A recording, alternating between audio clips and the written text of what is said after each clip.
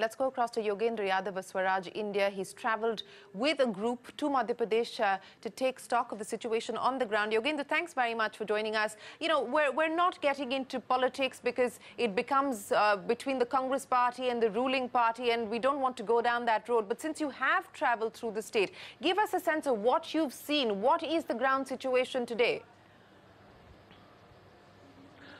While it's very hard to connect one incident of suicide to a government policy or culpability of a chief minister or any such thing, but what it does is to point to what your correspondent rightly said is a disconnect. On the one hand, we have huge claims about Madhya Pradesh being the success story, the top-ranking state. On the other hand, you have this widespread distress, which is so obvious. Which is not to say Madhya Pradesh is the worst state in the country. No, this eruption could well have taken place in Karnataka, for all I know. But it has happened in Madhya Pradesh, and there are good reasons. The one simple thing is, for the last 2 years, the farmers thought, all right, the rain god is unkind to me. It's drought year. What can I do? I suffer. Third year is a normal year. It's a good year. Good monsoon, bumper crop. And they have made plans of daughter's wedding, maybe getting a motorcycle for his son, or treatment for the father. And then when the prices crash, then that is where they simply cannot, hold themselves anymore. And let's face it, the simple fact is we are not dealing with a simple demand-supply disconnect of an ordinary kind. We are not speaking about glut in one commodity or one crop or the other. The simple fact is across crops, there has been a sharp decline in price, in the actual price the farmers get, notwithstanding the MSP announced by the state. And this is what the farmers are agitated. This is what they are complaining about. This is at the heart of the discontent. And someone needs to address that. You cannot simply say, I got 5 awards in the last 5 years. That's no answer. You cannot simply talk about production. No, that is, you have to begin to speak about the producer. That is not an answer.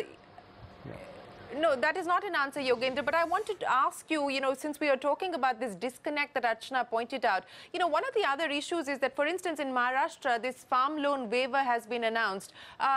But the fact of the matter is that the exposure of the agriculture community to the farmers to the banking sector, no one's talking about the exposure to money lenders, which is a significant problem that farmers have to deal with. What was your assessment when you traveled through MP of that problem?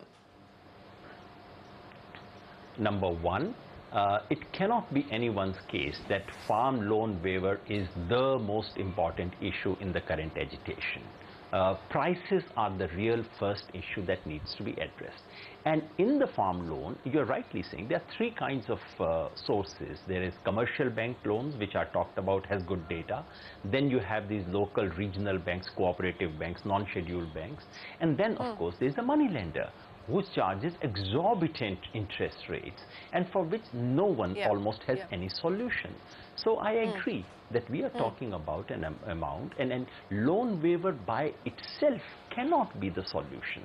The only thing that we need to think about is that from that we cannot jump to the conclusion, therefore there should be no loan waiver.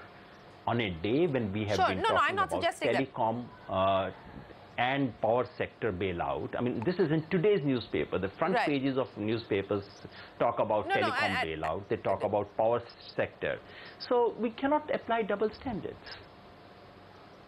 No, we cannot apply double standards. But Yogendra Yadav, let me end then by asking you, in terms of the response of the government machinery on the ground, lots of promises have been made, as Archana just detailed some of them out. Have you seen the response working to some degree on the ground at this point in time? Not yet, and in any case it's unfair to expect these promises to begin working on 2nd or 3rd day. But unfortunately some of these promises are actually ungrounded, and the Chief Minister is in the habit of making promises that he cannot live up to. For example, saying that if you sell below, if you purchase below MSP, there would be a criminal offense. For heaven's sake, there is no such offense in Indian Penal Code. How can you penalize these things? I mean, can you invent Indian Penal Code from tomorrow? And all other things that have been promised. So it would be much better if the government said things which they can do. And the simple fact, let's remember, is here is a government that made a written promise. Cost plus 50%. It was a promise in the State Assembly election. It was a promise in the Lok Sabha election.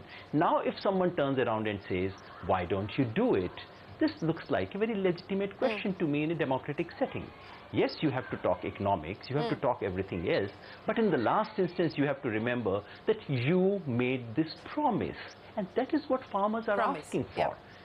I do not think other governments have a particularly good record on this, certainly not Congress, but this is a question which will be asked to the current ruling party, and they will have to answer it. They will have some tough answering to do and some tough questions to face. But for now, Yogendra Yadav, appreciate you joining us here on CNBC TV 18.